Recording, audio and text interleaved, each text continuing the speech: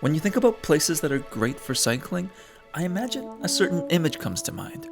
Maybe a place like this, or a place like this. Some picturesque European city with amazing bike lanes like Amsterdam or Copenhagen. You know, your usual suspects. But what probably doesn't come to mind are places like this. Suburbs. More than 2/3 of Canadians live in one, and they're commonly associated with cars, cul-de-sacs, and Costcos. And yes, I have to admit that on the surface, it's easy to think that cycling would just never really be possible in neighborhoods like this. But the evidence actually suggests that might not be true. What are we waiting for?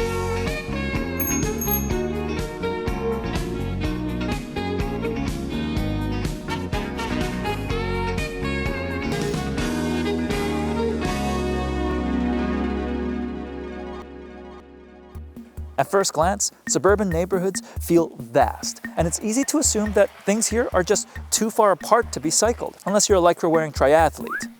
For example, let's take a look at where I am right now, the city of Surrey. Many neighborhoods here look like your typical car-dependent residential suburb, and the numbers reflect that. Just 1% of trips in Surrey are made on a bicycle, while the vast majority are unsurprisingly made by a car. But when you crunch the numbers, an interesting picture emerges. Most people in Surrey actually live pretty close to some key amenities. 99% of residents live within 2 kilometers of a park. 95% live within 2 kilometers of a public school. 86% live within 2 kilometers of a rec center, and 72% live within 2 kilometers of commercial centers. And 2 kilometers is, on average, just a 5-minute bike ride. When you stretch that distance to 5 kilometers, you basically encompass all of Surrey's developed lands. Now, of course, not every city is like Surrey, but Surrey also isn't alone. In fact, another urban planning channel, Oh the Urbanity, made a great video exploring this phenomenon, showing that many suburban communities across North America actually have tons of amenities within cycling distance, even though in practice, they see very few people cycling on the ground. Now, you might be thinking, people don't move to the suburbs to ride a bicycle. Why pursue cycling if the demand just isn't there?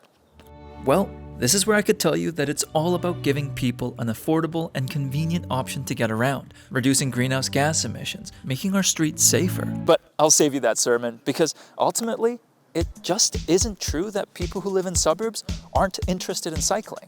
According to the City of Surrey Transportation Plan survey, over 60% of residents would be interested in cycling if the roads were safer. And another Canadian survey of younger suburban residents found that 50% valued the ability to walk and cycle in their community. And I think that makes sense. In my experience, people don't move to the suburbs because they want to drive more. Usually it's because they're looking for more space, more affordable housing, schools, and generally more peace and quiet. Driving isn't really a perk of living in these neighborhoods, but more the price to pay for having that quality of life. But I'm not sure that has to be true. Just across the Georgia Strait on Vancouver Island is a suburban community called Saanich. And at first glance, a lot of Saanich looks like your typical suburban neighborhood. You have single-family houses, spacious front yards, and winding streets. But at the same time, Saanich has one of the highest cycling rates of any Canadian city, with nearly 1 out of 10 trips here being made by a bike or scooter. And while Saanich might feel like an anomaly here, other examples outside of North America show that cycling can be just as popular, if not even more popular, outside the city. A study of European cities found that cycling in the suburbs was comparable to downtown neighborhoods. In fact, some cities like Munich had a higher rate of cycling in their suburbs than their urban centers. And in Houten, a suburb of Utrecht in the Netherlands, the vast majority of all trips are made without cars. And to some extent, that makes sense. Urban areas can often be crowded and busy. In many cases, it might just be more convenient and pleasant to walk or take public transit. But suburban neighborhoods tend to be more spacious and peaceful, which often means that there's more space for adding cycling infrastructure and plenty of calmer neighborhoods that are ideal for cycling. So what's actually preventing people from cycling in Surrey? And on the flip side, why is cycling so popular in Saanich? Well, I decided to find out for myself.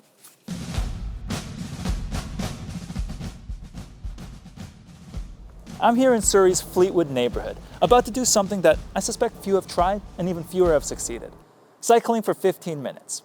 For this journey, I'm cycling about 3.5 kilometers to the Fleetwood Park Village Mall. Hey there, I'm here in the Lake Hill neighborhood in Saanich. Now, why don't you join me on a lovely bike ride over to Uptown Mall in Saanich Core? Here we go. Now starting out, both trips felt pretty peaceful. In both Saanich and Surrey, my trip started on relatively quiet and safe side streets. However, things began to change once we hit some of the major streets. In Saanich, this bike lane on Borden Street gives me plenty of separation from car traffic as well as a physical barrier. If a driver veers off the street, they'll be hitting some bushes instead of me. Back in Surrey, there's a painted bike lane on 148th Street that visually separates the bike path, but that's pretty much it.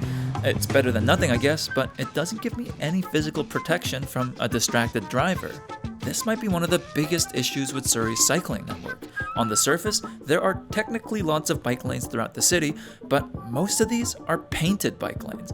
When you only consider the bike routes that are separated from traffic, you end up with a pretty fragmented network.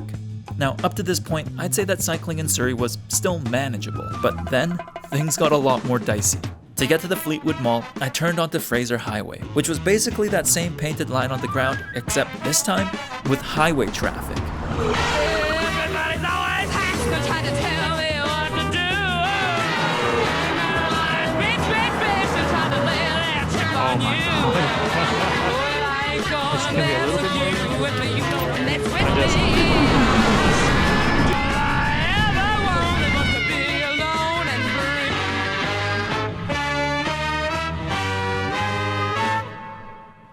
But in Saanich, as I got closer to my destination, I came across what I could only describe as the Rolls-Royce, or I guess the Pinarello of bike paths, the Galloping Goose Trail. Once a railway, it was converted into a multi-use path for cyclists and pedestrians in 1987. Today, this path allows you to cycle from the edge of Cordova Bay to downtown Victoria. And the best part is that it's fully separated from car traffic. Taking this bike path to Saanich Core wasn't just easy, it was a delight. So, if you couldn't tell already, the primary issue isn't distance. It's really your experience along your journey. You could have tons of destinations nearby, but if your path to get there makes you fear for your life, even for a moment, well, I don't think it's likely that anyone would give cycling a shot. And you don't have to take my word for it. In a survey of Surrey residents, road safety and the lack of protected bike lanes or crossings separated from traffic emerged as the top two reasons for why people don't ride a bike. Just 19% of respondents cited distance and time as the main barrier to cycling. So, given that evidence, why don't we just make our roads safer for cycling? Well, that is the million-dollar question. Building cycling infrastructure can be difficult, often requiring trade-offs, political leadership, and local advocacy. And ultimately, we have a bit of a chicken and egg problem. People don't feel safe without good cycling infrastructure, but it's tough to justify that infrastructure politically when few people are cycling to begin with. I feel like that's why we often overlook these neighborhoods when it comes to cycling, or worse, see them as a lost cause. A lot of these communities were designed around the automobile from the very beginning, so changing them now feels almost impossible. So, why bother?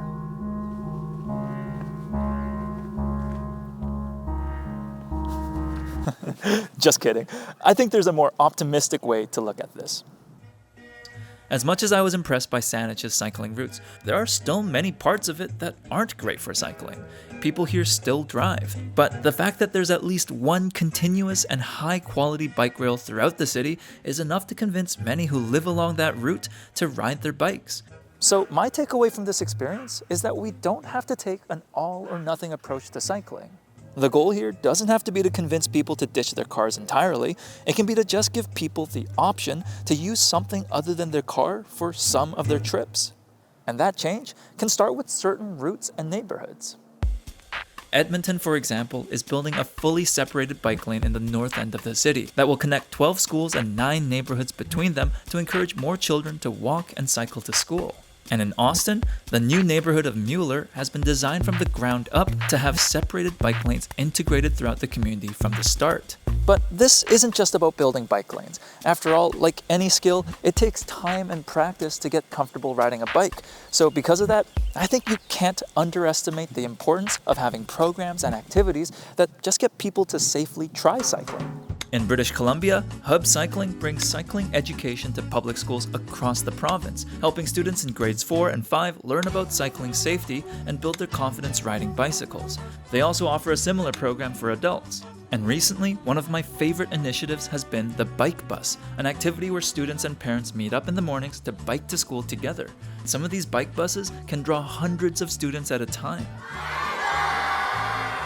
Initiatives like these are often described as human infrastructure, the people and programs that work in conjunction with physical infrastructure to help build a culture of cycling. For example, in the Scarborough neighborhood in Toronto, a study found that the lack of skills, knowledge, and social norms were major barriers to cycling on top of the physical infrastructure. Those insights led to the creation of Scarborough Cycles, a collaboration of cycling advocates, social services, and researchers who work together to host lessons, group rides, and other programs to help push cycling into the mainstream. These solutions might seem small at first, but over time, they can really build up to a much more significant change. And because of that, it's just as important for cities to think long-term about active transportation too. Here in Metro Vancouver, TransLink is working on an action plan for its major bikeway network, an 850-kilometer network of safe and connected cycling routes that bridges together the 23 member jurisdictions across our region. These routes are either separated from traffic or along low-speed streets and connect to major transit stations to make it easier to take longer trips with a bicycle. Now, making the major bikeway network a reality here in Metro Vancouver will really require a lot of coordination between TransLink and the 23 different local governments across our region. Because at the end of the day, it's our local governments who are responsible for planning, building, and maintaining cycling infrastructure. That's one of the reasons why TransLink is supporting local governments to fill cycling network gaps through the Bicycle Infrastructure Capital Cost Sharing Program. It funds between 50% to 100% of capital costs for upgrades to help people safely and comfortably get to everyday destinations by bike. Since 2017, they've invested $115 million to different cycling routes throughout Metro Vancouver, like this protected bike lane along Glover Road in Langley or the Agnes Greenway in New Westminster, which also includes a dog park. The Bicycle Infrastructure Capital Cost Sharing Program is one of several funding programs within TransLink to help local governments make improvements to their transportation infrastructure. You can check out all the projects they help fund on their website. And I want to give credit where credit's due. Surrey has recently made a ton of improvements to its cycling network. It recently used funding from TransLink's Bicycle Infrastructure Capital Cost Sharing Program to build 6 kilometers of protected bike lanes along Wally Boulevard, 132nd Avenue, and other key cycling routes.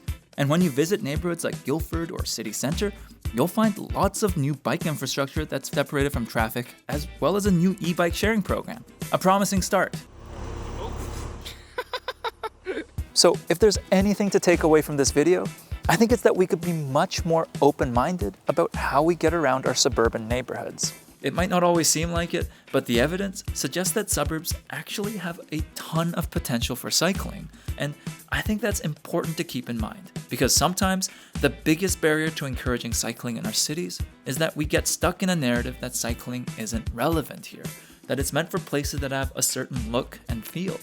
But in reality, our cities don't have to look like Amsterdam or Copenhagen to be good for cycling. They can also look like Saanich or Langley and Surrey.